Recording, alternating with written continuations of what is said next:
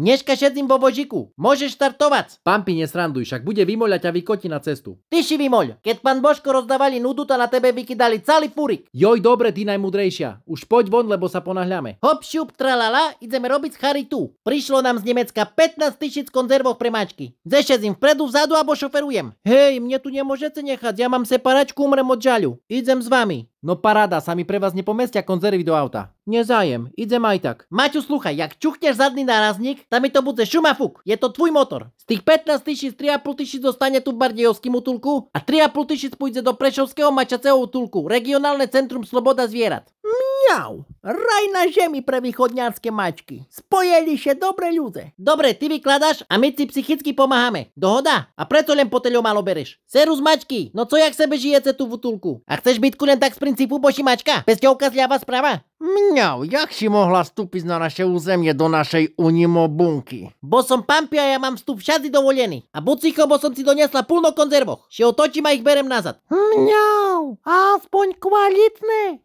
Tak som počula, že z Nemecka. To nám budú smakovať. A kúkajte, aký diplom som dostala z útulku. Že som ich čestný člen a jej otrok Maťo tiež. Haha, konečne povedal takto pravdu na plné hardlo. A ešte jedna dôležitá vec. Dovoz z Nemecka zabezpečila firma Sladučké ovocie. Jem tak zadarmo, bo chceli. A to, že konzervy pôjdu ku mne, zabezpečila moja followerka Ingrid Urban a jej kamarát majiteľ skladoch Gerd Sommer. Dankeschön, bitteschön, buze frištik.